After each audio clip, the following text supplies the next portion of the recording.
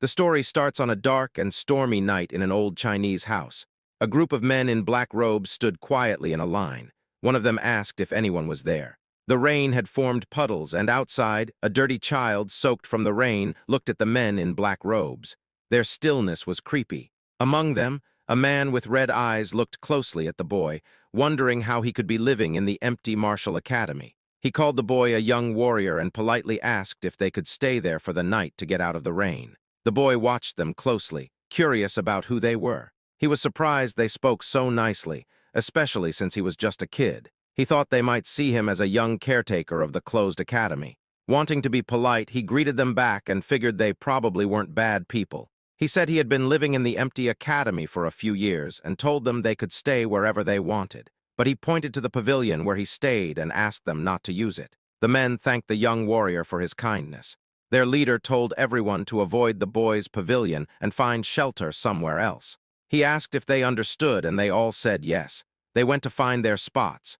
The boy read the word on their robes. It said Tang. He wondered if they were from the same clan. He was curious about what kind of people they were, but he had other things to do. He went into his pavilion. He was busy because it was time for the kids' dinner. The serious mood changed as the boy looked happy. He happily called everyone to eat. There was a big pot. He cheerfully lifted the lid, revealing a small, brown, cricket-like insect inside. The boy remarked that he was almost late and these insects must be starving. He then opened another pot. Inside was a charming, large spider known as the black earth tiger, a tarantula native to Hainan, China. It's a big species growing up to 20 cm with unique stripes that resemble a black tiger. With a chopstick, he picked up an insect to feed Black. As he fed him, he expressed his gratitude for Black's presence, saying he couldn't imagine surviving without these creatures. Black eagerly munched on the insect. The boy was delighted with Black's reaction. He was amazed that this spider, once the size of a fingernail, had already shed its shell twice and grown significantly. He was thrilled. After Black had eaten, the boy opened a drawer. Inside was an orange lizard with white stripes. It was a Baolang cave gecko, another native species known for its striped body and tail. The boy mentioned how difficult it was to get one in his past life because he had no money. But now he could find them everywhere outside. His life was full of joy watching them. As he fed the gecko, it bit him. He yelled and shook his fingers to dislodge it, but it held on tightly. This moment reminded him of his past. Before ending up in this body, he was a streamer with a huge following of 1 million subscribers. He was a professional biologist known as Spicy Fabry, focusing on venomous insects and animals. The trouble began during a live broadcast celebrating his 1 million subscribers, featuring the 10 most dangerous vipers in the world. The most dangerous among them, the black mamba, was seen as the most aggressive, and his trip to Africa to find it led to his demise. He explained to his viewers that he didn't have it yet, and finding it was quite challenging. He decided to take a break and planned to search for it again. His viewers assured him they would wait. He was exhausted and couldn't locate it. In the chat, viewers were worried that the black mamba might be in his house and could bite him. The elusive snake, which he had searched for tirelessly, was actually curled up on top of his refrigerator. During the live stream, it bit him swiftly, and just like that, our boy died. Now back to the present, he frowned, thinking about how it happened after all his hard work. Meanwhile, an elderly man in a black robe stood outside his pavilion door. He knocked and called for the young warrior. The boy opened the door and asked if there was anything wrong. The man expressed his gratitude for the shelter from the rain. He invited the boy to join them for dinner, mentioning they had caught a deer. The boy was thrilled to hear this. He loved meat. Until now, the only meat he had eaten was from snakes and lizards. He gladly accepted the invitation and joined the others. They had set up a bonfire.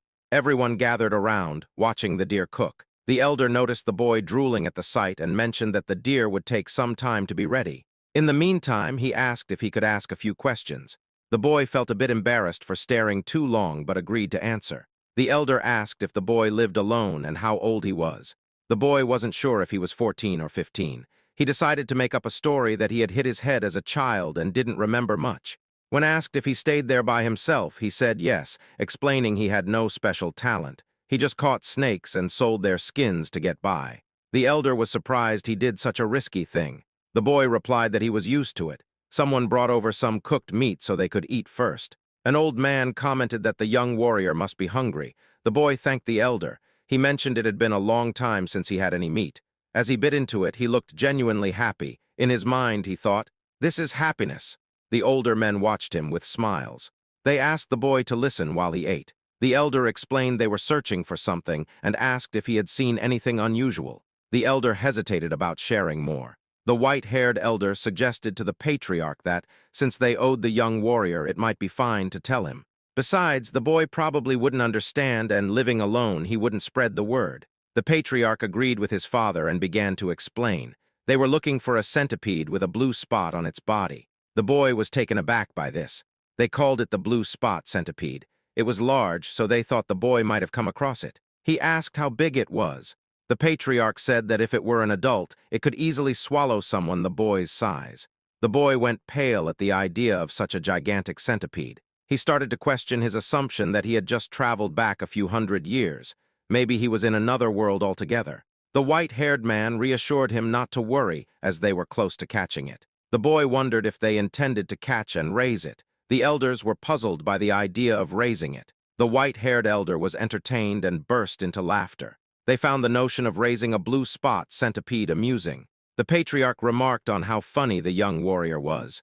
The white-haired elder clarified that raising it was impossible. They intended to use it for medicine. This confused the boy, who thought they might be traders, but now wondered if they were involved in something illicit. He asked how centipedes could be medicinal. The white-haired man explained that his granddaughter was gravely ill, and the centipede's inner core was the only thing that could save her, so they were determined to find it. The boy was trying to piece everything together, and the patriarch confirmed his thoughts. The white-haired elder's granddaughter was indeed his daughter. To the boy, it seemed like they were willing to try anything to help her, given her critical condition. Though he doubted centipedes could be used as medicine, he understood the lengths parents would go for their children.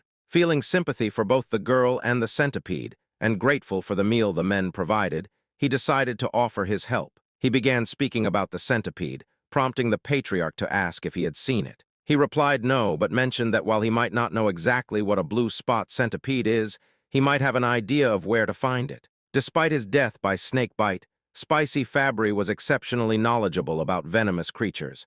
Out of the estimated 8.7 million species, about 20,000 are known to be venomous, and he had knowledge of each one. Centipedes were no exception. With expertise in venomous animals, Spicy Fabry was like a walking encyclopedia. The boy recalled his extensive knowledge about centipedes, as if flipping through a mental book. In his mind, he scanned through the information and soon found what he was looking for. Back in reality, he told the elders he might know where to find the creature. The men were surprised and eager to know where. The boy asked about the areas they had already searched. They had looked north and east of the academy, mostly during the day, focusing on the riverside to the north. He wasn't surprised they hadn't found it. He explained, "Of course you couldn't find it." The elder was curious about what he meant by "of course." They urged him to explain. Centipedes, being part of the Arthropoda phylum and Chilopoda class, have a wide range and, being cold-blooded, require shelter to regulate their temperature and humidity. Another interesting fact is that, unlike most insects with a waterproof layer, centipedes have weak waterproofing and pores on their shells. So they don't actually prefer wet places. They need high humidity but dislike being overly wet, yet they can't survive long without water. Thus, the blue spot centipede is unlikely to be found in jungles or by the river. The elders were surprised, as they thought centipedes preferred places like rotten wood cracks. The boy explained that while small ones might be found there, they were searching for a big one.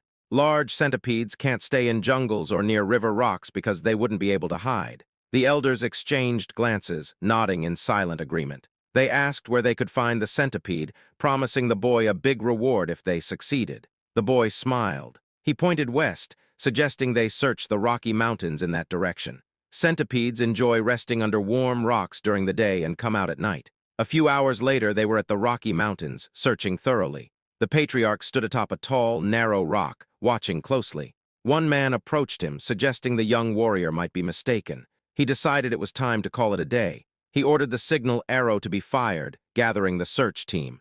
As the arrow flew, the men gathered around a bonfire. Though exhausted, they still hoped the young warrior was right. They wondered why the centipede remained elusive but believed in the boy's intelligence. The patriarch remained silent. Eventually, with a pained expression, he spoke of his daughter, Hueyun, considered the most exceptional talent in the Tang family's history. He questioned if the heavens had abandoned her. Suddenly, someone announced the Grand Patriarch's return. The Patriarch welcomed him back, and they gathered around the bonfire. The Grand Patriarch asked if he had also failed to find the centipede. The Patriarch confirmed that he too had failed. He asked if the Grand Patriarch had the same outcome, and the Grand Patriarch nodded. Hueyun had, at most, 3 months left. He doubted they could find the centipede in just 10 days. Silence fell over the group. The Patriarch suggested exploring the south the next day since they hadn't found any traces there. The Grand Patriarch agreed, noting the lack of traces. This statement sparked a realization in the Patriarch. He laughed heartily, admitting he couldn't believe what he had overlooked. He declared that they were indeed in the right place. The Patriarch asked if the Grand Patriarch had noticed something. The Grand Patriarch replied no, but as the Patriarch mentioned, he hadn't sensed any presence or trace. The Patriarch was puzzled. The Grand Patriarch explained that the absence of traces suggested it was there. He asked the Patriarch if he had seen any signs in the past 3 days. The Patriarch admitted he hadn't seen any animals, droppings, or territorial markings. That was when the Patriarch understood. The Grand Patriarch clarified that it was exactly as it seemed. It was unusual not to find any animal traces on such a large mountain. The Patriarch considered the possibility of a territorial creature. The Grand Patriarch suspected that other animals had either fled or become prey to the centipede. He patted the Patriarch's shoulder, assuring him that the blue spot centipede was indeed there. They felt hopeful that they could save Hueyun. The Patriarch wore a sad yet hopeful expression of a father. Suddenly, they felt the ground tremble. Alertness spread through the group. Panic set in as cracks appeared in the ground. The area around the bonfire began to crumble. Unexpectedly, it rose from the earth. Confusion swept over them as they tried to understand what was happening. A limb emerged from the ground, soon followed by another. They pointed at the creature as it surfaced, fear gripping them. Even the Grand Patriarch was filled with unease. Several more limbs emerged. It was indeed the blue spot centipede, and it was massive. Back at the academy, the boy grumbled about the commotion. He wondered just how large the centipede was, given all the noise. He remarked on how he had merely suggested searching for it, yet they seemed to be turning the mountain upside down. He was fascinated by the idea of a centipede big enough to swallow him whole. Being a fan of poison Pokémon, he thought he'd really like to see it. Meanwhile, at the Rocky Mountain, things eventually calmed down. They had defeated the blue spot centipede, though not without injuries. They managed to retrieve the core, a small blue gem, kept safely in a wooden box. The men were moved to tears, relieved they could finally save Hueyun. The Patriarch instructed his father to go to Sichuan first to treat the injured warriors. The Grand Patriarch was puzzled. The Patriarch explained that while grudges are etched in blood, favors are etched in stone. This was their way of life. In short, they still had obligations to fulfill. The Grand Patriarch understood. He realized how he had almost made a mistake by focusing solely on Hueyun. He agreed that it was right to welcome the young warrior as a guest and give him what he desired. The Patriarch ordered the injured to receive care in the village while he visited the young warrior. He thought the young warrior might be curious about the news.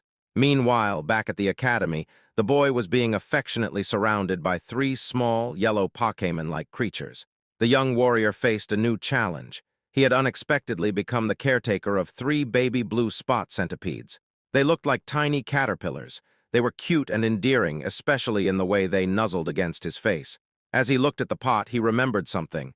When he had returned home, he cleaned the eggs and placed them on his nightstand. When he awoke, they had all hatched. One centipede lay contentedly on his head. He had sensed its presence but hadn't expected them to hatch so soon. He looked at the centipedes clinging to him and tried to gently remove them from his shoulders.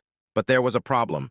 They wouldn't let go, seeing him as their parent. Here's a quick recap of what happened last night. The boy was incredibly curious about this new type of centipede, so large it could swallow him whole. He told himself that enduring this challenge proved he was still spicy Fabry, even in the lair of the blue spot centipede he discovered. Driven by curiosity, he searched for it and accidentally kicked an insect in frustration. His torch fell as he lost his balance, but he was relieved to see the 3 eggs he found were safe. Luckily, the rain had stopped, or he might not have been able to retrieve even one. Realizing he needed to act quickly, he stood up to head back and clean the eggs.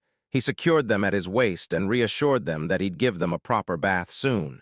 Back in the present, although he didn't see the living blue spot centipede, he was glad to have saved the remaining eggs. He asked the little centipedes to give him some space. He knew they wouldn't eat until after their first 2 molts, so feeding them wasn't a concern yet. Still, having them cling to him was a bit of a hassle. Then he got an idea.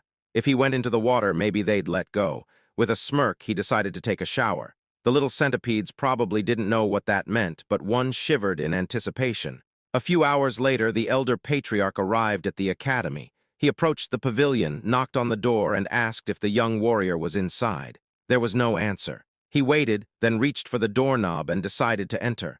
Inside, he saw herbs, jars, and even some medicine, which led him to wonder if the young warrior was a healer. He realized how impolite it was to enter without permission. He decided to return later, but a rustling sound caught his attention. It was coming from one of the pots.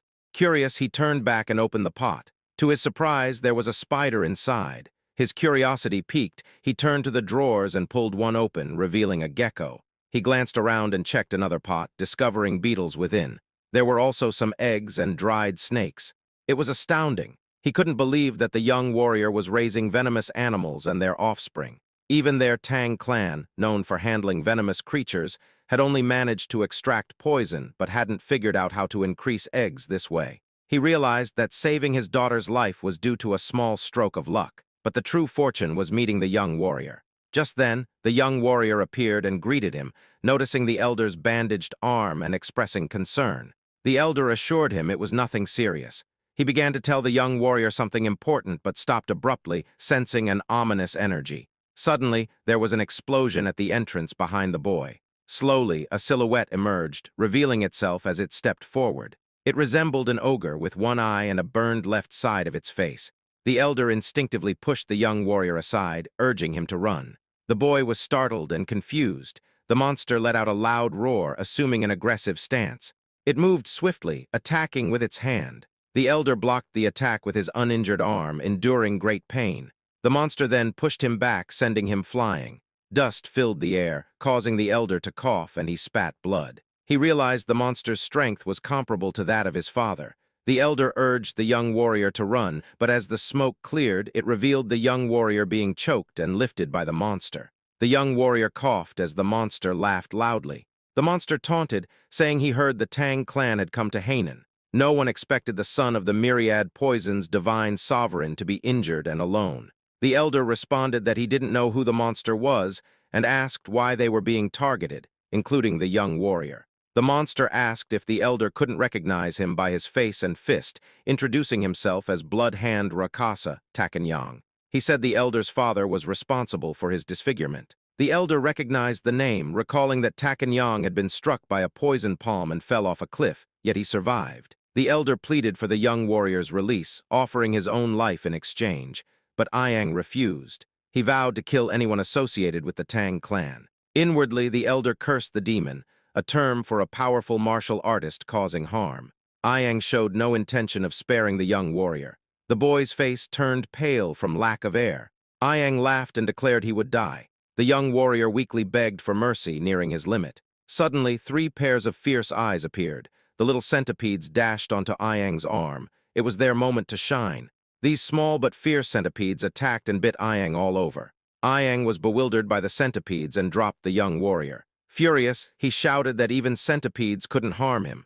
Suddenly, his neck turned violet and he coughed up blood, collapsing to the ground in agony. The young warrior was surprised and confused to see that Ayang had died. He moved away and asked the elder if Ayang was indeed a bad person. The elder, having witnessed everything, was astonished. His jaw dropped, but then he broke into a wide grin, realizing the young warrior was more than just a guest. The elder thought the young warrior should definitely become part of the Tang clan. A few days after Ayang's collapse, someone sighed. The young warrior was tending to the elder, placing a wet cloth on his forehead as he rested. The elder thanked him. The young warrior suggested that instead of thanking him, the elder could tell him where his companions were so he could check on them. However, he realized he couldn't leave the elder alone, and they couldn't call a doctor either. The elder reassured him not to worry, saying he would recover with a few days of rest. The boy was amazed at how calm the elder was after such a serious injury. He told the elder to stop being so nonchalant when he was in critical condition. The elder responded that he was fine because he was a martial artist. The young warrior was clueless and asked if martial artists were the kind who flew around and shot fireballs. The elder chuckled and explained that not everyone could do that, but it was one way to describe it. Spicy Fabry was amazed. It was yet another reminder that he truly was in a different world. Otherwise, a centipede as large as a house wouldn't make sense. The elder expressed that he owed his life to the young warrior who had saved him. Introducing himself formally despite his condition, he said he was Tang Kaolson of the Sichuan Tang clan. Finally, the young warrior introduced himself as well. His name was Wai Soryang. Kaolson noted that So means small and Ryang means dragon. He thought it was a good name. Kaolson mentioned he had many questions he'd like to ask. Soryang encouraged him to go ahead. Kaolson asked if the centipedes on Soryang's body were venomous. Soryang gently rubbed one of the centipedes on its belly and confirmed, yes, since they are blue spot centipedes. This revelation made Kaolson sit up abruptly, astonished. He asked if Soryang had tamed them and how he managed to do it. Kaolson also mentioned that, while waiting, he noticed other venomous creatures and wondered if Soryang was raising those too. Soryang said it was a long story and asked if Kaolson was okay with hearing it. Kaolson assured him he didn't mind. Soryang began explaining, starting with the egg of the blue spot centipede. When he finished, Kaolson asked for confirmation that Soryang had raised it from an egg. Soryang nodded, saying he could roughly predict when it would hatch. To Kaolson, this was beyond comprehension. How did the boy manage such a feat? Soryang asked him to hold on for a moment. He went to one of the drawers, retrieved 2 lizards, and proudly showed them to Kaolson. The first lizard had a brown body with yellow stripes and white stripes on its tail, an ordinary striped lizard. Then there was another one. By breeding lizards with larger white stripes on their tails, he had produced one with a brown body and a white tail, no stripes. Kaolson asked if Soryang was saying he had bred that color. Soryang blushed and happily confirmed it, saying he thought it was pretty. Kaolson regained his composure and inquired if Soryang could pair ones with strong poison to create an even more venomous breed. Soryang responded with a huh. In his mind, he thought it was theoretically possible. He explained that if they knew which had the stronger poison, it could probably be done. He was still speaking when Kaolson exclaimed, "Really? That's possible?" Soryang was taken aback by the elder's intense reaction. Kaolson immediately urged him to join his family. Soryang was bewildered. Kaolson tempted him further, promising that if he joined, they would generously teach him all their martial arts, provide access to all sorts of elixirs, herbs, and any poisons he desired. Kaolson claimed that someone like Soryang could even capture or raise the legendary 10 great venomous creatures of the Central Plains martial world. As if that wasn't enough, Kaolson added, not to brag but to offer, the chance to meet one of the 3 flowers of the Central Plains, his daughter. Soryang exclaimed, "Hold on," and asked Kaolson to repeat what he had just said. Kaolson, amused, remarked that even though Soryang was young, he was still a man. He resumed talking about the flowers of the Central Plains, but Soryang interrupted, telling him to forget about that. Soryang wanted to know more about the 10 great venomous creatures of the Central Plains and asked if they were as amazing as the blue spot centipede. Kaolson assured him, of course. He explained that while the blue spot centipede was impressive, it was ranked lower compared to the 10 great venomous creatures.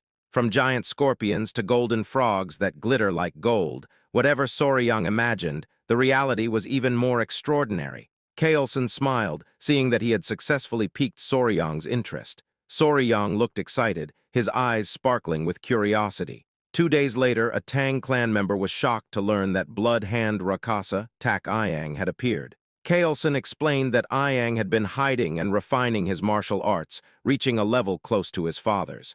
The Tang clan members realized that if the patriarch had sent such a man to his death, he might have reached the realm of 10,000 poisons. They congratulated him. The patriarch corrected them, saying he hadn't achieved that. He revealed that it was the young warrior who had defeated Ayang. The Tang clan members were astonished.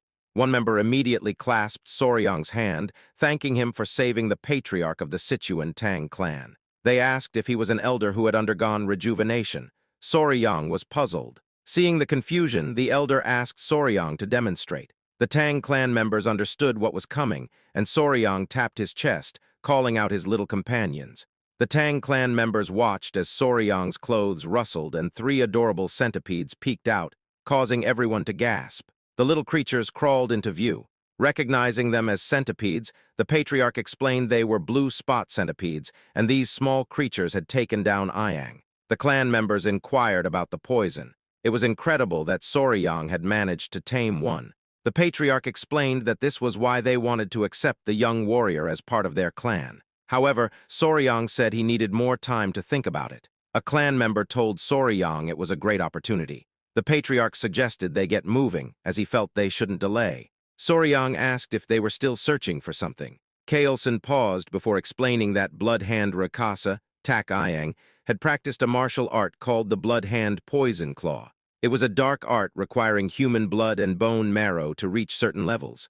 Soryang found that quite unsettling. Kaelson continued, saying that if Ayang had left behind any secret scrolls or disciples, they needed to address it to prevent future threats and ensure such cruel martial arts never returned. Additionally, they needed to rescue anyone who might have been captured. The patriarch asked if Soryang would assist them, given his familiarity with Hainan Island's geography. Soryang looked thoughtful. He considered it. Joining the Tang clan meant a lifelong commitment. It's like checking the company culture and the boss's character during an internship.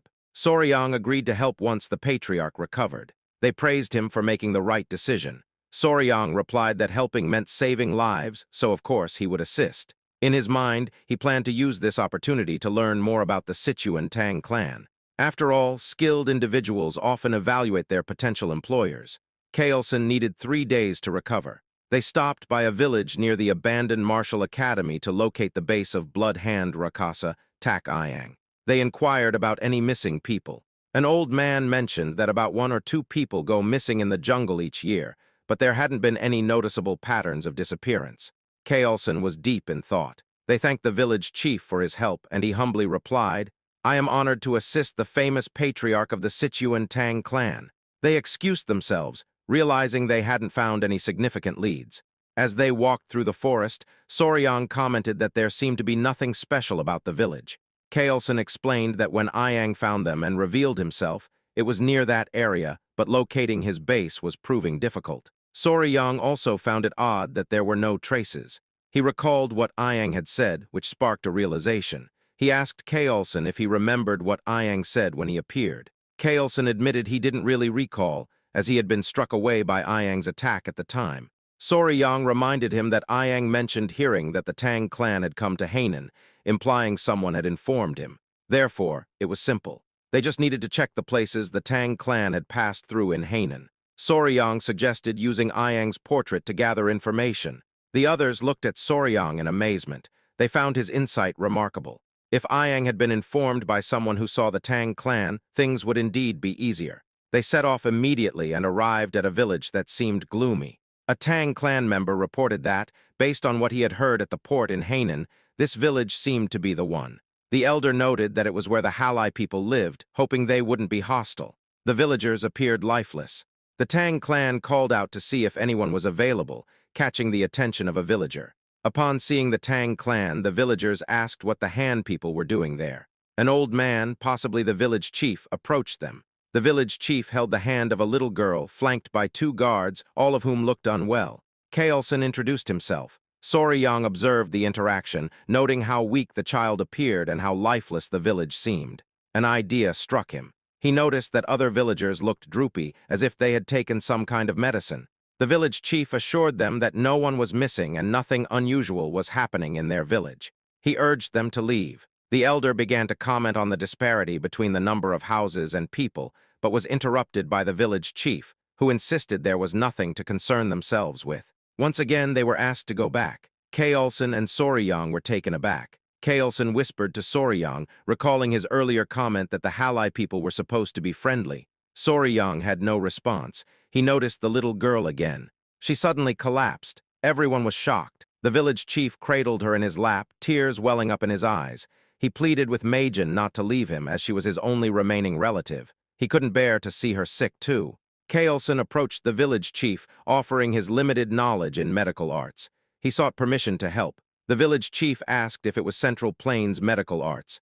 Kaelson confirmed. Though not a physician, he had some medical knowledge and asked if he could examine the child. The village chief allowed him to proceed. The village chief then explained that a plague had been spreading through the village, causing children to die and healthy people to suffer. Kaelson promised to do his best to help. The village chief expressed his gratitude as they brought the girl inside. He scolded the guards for standing idly and instructed them to guide the physician and his party into the house. They hurried towards the house. Soryang asked a Tang clan member if the elder knew medical arts as well. The man confirmed. He explained that the Tang clan's martial arts involve dealing with poisons, making them proficient in medicine. Since martial arts begin with understanding one's body, some knowledge of medical arts is necessary. Soryang initially thought they were an assassin group that used poison. He considered that if he joined the Tang clan, it would be beneficial to learn medical arts instead of the frightening poison arts. The man added that they sometimes capture wicked individuals, inject them with poison, and observe the reactions. Soryang's expression was amusing as he interpreted this as human experimentation. The more he imagined it, the more uneasy he felt. The village streets were deserted. Inside one of the houses, someone sighed. Kaelson explained that he had transferred some of his energy to stabilize the girl's breathing. The village chief thanked him profusely, pleading for the life of his only granddaughter. Kaelson mentioned something odd about the child's pulse and asked if she had a weak heart from birth. The village chief explained that she had been sick for half a year. Besides his granddaughter, others in the village had also fallen ill with what they called a mysterious disease. This was why he had urged them to leave earlier. Kaelson offered to provide good medicine for the heart and asked for the villagers to be gathered so they could try it. The village chief was overcome with emotion, thanking him sincerely. Soryang observed Kaelson closely. Later that night, a Tang clan member walked with the patriarch, acknowledging his hard work tending to the patients. The patriarch thanked Gyupi. Pai inquired about the symptoms. Kaelson explained that the symptoms were quite unusual: lethargy, swelling in the eyes, light fever, and irregular pulses. Those with severe symptoms all had heart problems.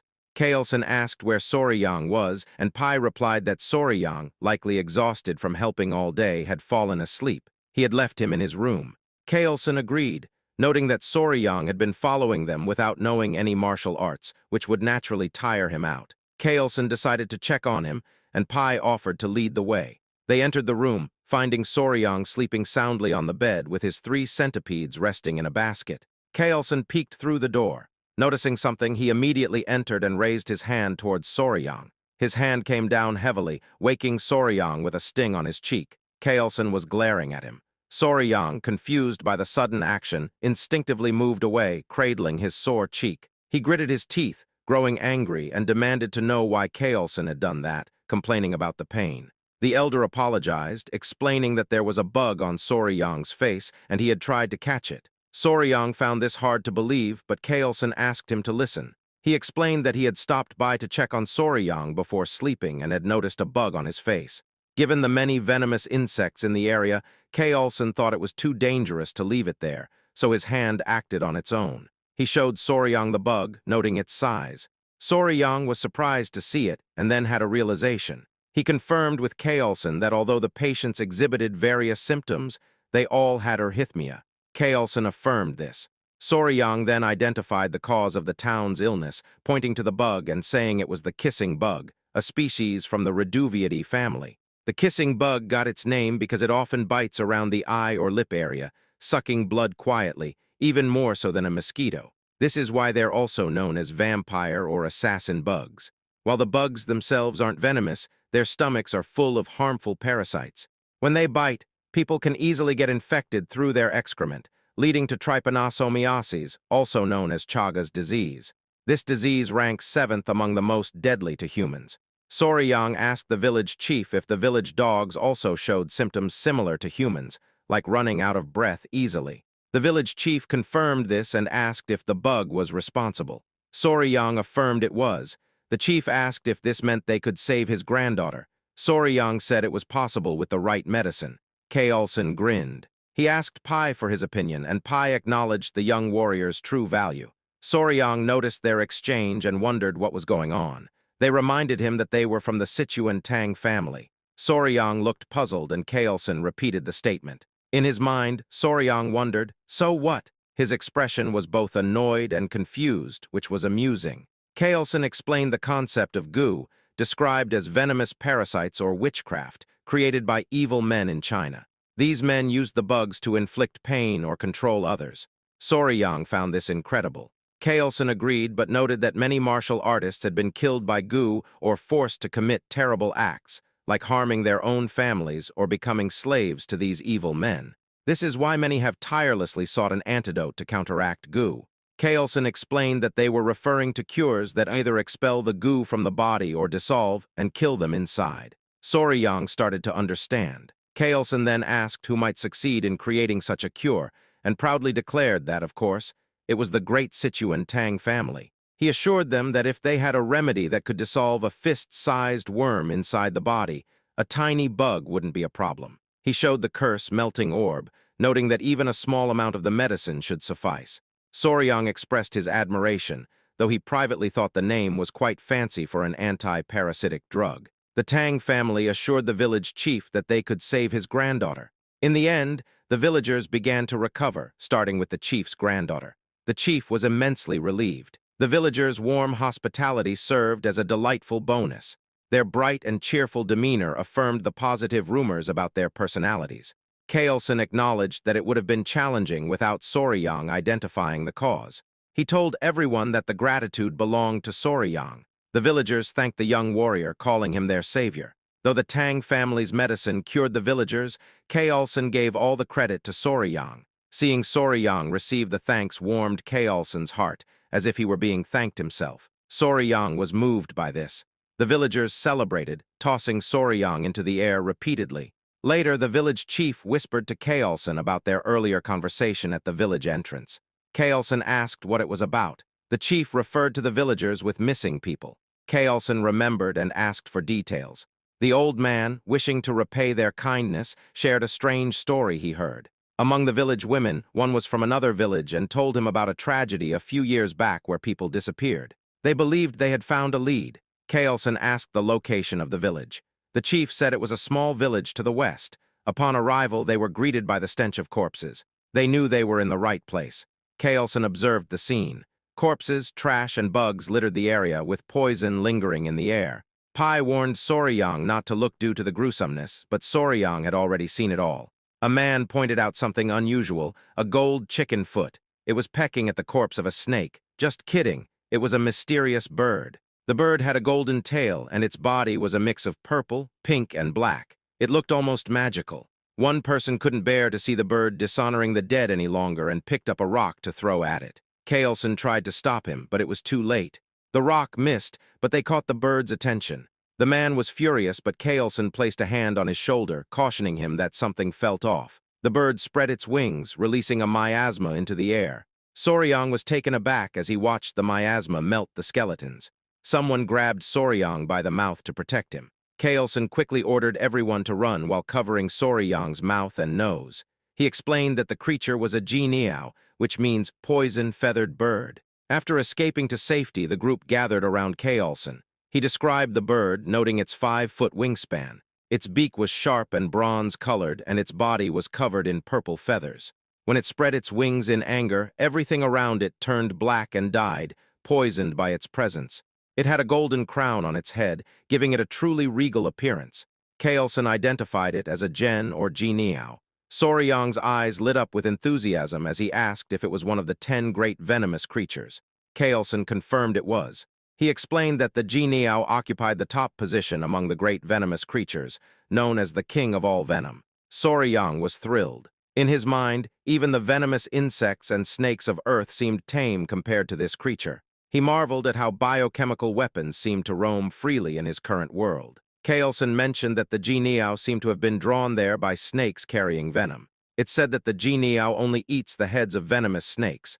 Soryang asked if it was common. Kaelson replied that it was not common at all and quite rare, so rare that one might only catch a glimpse of it once in 100 years. Soryang was amazed, prompting Kaelson to ask why he was so interested. Soryang asked if it was possible to catch the Jiniao, which left the Tang members astonished. Kaelson, amused, asked if Soryang truly wanted to attempt capturing it. Soryang replied yes, but expressed concern about the venom. Kaelson smiled, recognizing Soryang's keen interest in the 10 great venomous creatures. If that was the case, Kaelson explained there was a way. Soryang was surprised to hear this. Kaelson informed him that by mastering the Tang clan's poison techniques, he would become immune to all poisons, including the venom of the Jianiao. With their clan's martial arts, he could block any poison in the world. Kaelson cunningly added that they don't teach their clan's techniques to outsiders, and even as patriarch, he couldn't break this rule. Soryang eagerly asked if joining the family would allow him to learn these techniques. He also asked if becoming immune to poison would truly enable him to withstand the Jianiao's venom. Kaelson reassured him. Of course, he promised that if Soryang agreed now, he would teach him everything and take care of his talents. He warned that if Soryang took too long to decide, he might hesitate as well. Feeling the pressure, Soryang announced his decision to join the clan. He expressed eagerness for Kaelson's guidance and began addressing him as patriarch instead of elder. The clever man had a playful smile and acted like he hadn't coaxed Soryang into agreeing. Kaelson told Soryang that from now on, he's part of their family. Back at the old place, signs of Bloodhand Rakshasa Takun Yang showed up in a cave. There were footprints too. They called the leader and gave him a notebook found in the cave. Kaelson looked through it and confirmed it was the secret technique of the Bloodhand Poison Claw. Soryang felt uneasy because it was written in blood. Kaelson decided to leave. Soryang asked if they were heading to Sichuan. Kaelson said it was the best choice since they had the blue spot centipede's core and the manual. Soryang asked if they could stop by the academy to free his friends. Kaelson agreed since Soryang also needed to gather his belongings. They set off, but when Soryang looked back, he noticed something. He pointed out that there was something over there. They checked it and saw a shiny purple feather from the Jianiao. They all stared at it, thinking. Kaelson picked it up and told Soryang he'd keep it as a gift for joining their family. Soryang seemed very interested in it and thanked him. Kaelson replied that everything was fine except for how Soryang addressed him. He suggested changing the title after the ceremony. Soryang wondered if it was like an initiation ceremony. Meanwhile, at the Tang clan, the Grand Patriarch Tang Musong, who had left earlier, finally arrived. He was tired but didn't rest. Instead, he asked about Huiyin. The Tang members helped him inside quickly. They told him she was still holding on. The door opened. He immediately called out to Huiyin. The people inside were surprised to see him. He told his daughter-in-law that he had the medicine now. He took out the core of the blue spot centipede. Seeing his success made the daughter-in-law cry. They got ready to give the medicine to her. Musong felt sad seeing her in pain. It was a close call and he was glad he rushed back. The daughter-in-law urged him to give the medicine right away. Musong helped his granddaughter take it. A blue glow surrounded her. Musong checked her pulse with his finger. They all hoped she would open her eyes. They watched her, waiting. Meanwhile, Soryang felt tired. He had heard the Central Plains were vast, but didn't expect them to be this big. From Hainan, they took a boat to Hangzhou. Then they passed through Nanjing after a journey lasting over a month and a half. Finally, they arrived in Sichuan. At the Sichuan Tang clan's residence, Pai happily told Soryang they were at the Sichuan Tang clan. Soryang's mouth dropped open. They stood at the entrance. They told him the entire mountain belonged to the Sichuan Tang clan. That's why it's called Tang Clan Mountain. Soryang swallowed hard, taking it all in. The Tang clan members came out to welcome the patriarch. Soryang was surprised by how many there were. He wondered if all these people were from the Sichuan Tang clan. Among them, a girl in a red dress rushed towards them. She called out to her father. It was Huiyin. Tears flowed down her face as she was just happy to see her father again. Meanwhile, Soryang was captivated. Kaelson was relieved to see his daughter alive. She hugged him tightly, apologizing. Soryang couldn't believe her beauty. He had a fling with a celebrity before, but had never seen someone with such a bright aura. Kaelson told Soryang he had someone he wanted to introduce to him. Kaelson introduced his daughter, Huiyin, to Soryang. Soryang was stunned. He asked if this was what Kaelson had mentioned before. Soryang said something about weeds or grass reminded Kaelson of a flower. Huiyin blushed. Kaelson told Soryang that the girl next to him was the flower he had dismissed. Soryang was at a loss for words. He remembered their talk about the flower and felt embarrassed. At that moment, he realized he had made a mistake. He never thought he missed the chance to have such a beautiful partner. The only daughter of the Sichuan Tang clan was also known as the venomous flower, Tang Huiyin. She carried a hidden emotional burden from a young age. She overheard some old men discussing her talents. They doubted her skills, but her beauty was remarkable enough to be one of the 3 flowers of the Murim. They talked about finding her a suitable son-in-law. One of the old men mentioned he suggested the patriarch take a second wife, but the patriarch refused, which puzzled him. When Huiyin heard this, she knew her parents were right. She wanted to prove herself to the clan elders by excelling in martial arts. She wanted to show she could contribute to the family even if she wasn't a man. But rushing things led to mistakes. If someone is impatient, they can lose their way. That impatience caused a heart demon, leading to a key deviation. Then Huiyin woke up. At that time, the Grand Patriarch, her mother, and two others were by her bedside. Her mother looked relieved that she was safe. Tears fell from Huiyin's eyes. She cried and apologized to her mother. She wanted to be useful to the clan, but she had lost all her inner ki. Her grandfather called her a brat and asked if she was doing this because she felt guilty for making her father and grandfather worry. He mentioned how she had reached the level of 100 poisons that she wanted so much. He told her to stop crying and cheer up. She got confused when he mentioned 100 poisons. She looked at her aura, which was glowing, and asked her grandfather about it. The Grand Patriarch told her he had a story to share. It was about a mysterious young warrior who not only saved her life, but also gave her the inner kai of 1,000 poisons, not just 100. In the present, Huiyin asked about the weed. Soryang had no reply. Again, he felt embarrassed for calling Kalesun's daughter a weed because he was so caught up in the story of the 10 great venomous creatures. He told himself to reflect on this. He tried to brush it off, saying the patriarch took the joke too far. He told her it was nice to meet her. It was amusing how the clan members smiled as they watched the two young adults meet. Soryang introduced himself and said he knew she had been sick, so he was happy to see her healthy now. Huiyin told him it was nice to meet him too. She introduced herself as Huiyin, also known as the Venomous Flower, and thanked him for saving her life, promising to never forget his kindness. Soryang was captivated by her beauty. Kalesun asked Soryang what he thought. Soryang was surprised when he heard a voice in his head, assuming it was some kind of sound transmission. Kalesun asked if Soryang agreed that his daughter was beautiful, and if he wanted to get to know her better. A little while later, Soryang relaxed in a large bath. The centipedes were peacefully resting in a basket. Soryang felt exhausted and thought he might collapse. He looked worn out. Then he noticed something. He smiled at the centipedes. One centipede woke up and smiled at him. Normally, the centipedes wouldn't fall off, but when he told them hot water was bad for them and suggested they stay in the bucket, they went in as if they understood. He found it mysterious. It seemed like they could understand him. Kalesun mentioned that they react to killing intent. Two centipedes were now awake and watching him. He joked that he felt embarrassed with them staring at his naked body. The two centipedes then hid inside the bucket, which amused Soryang. He remembered Pai saying the centipedes were spiritual creatures. He made a mental note to find out more about spiritual creatures later. He pondered it. He couldn't calm down after what Kalesun said. He knew he had to leave soon. At another pavilion, the family gathered around the table. The Grand Patriarch,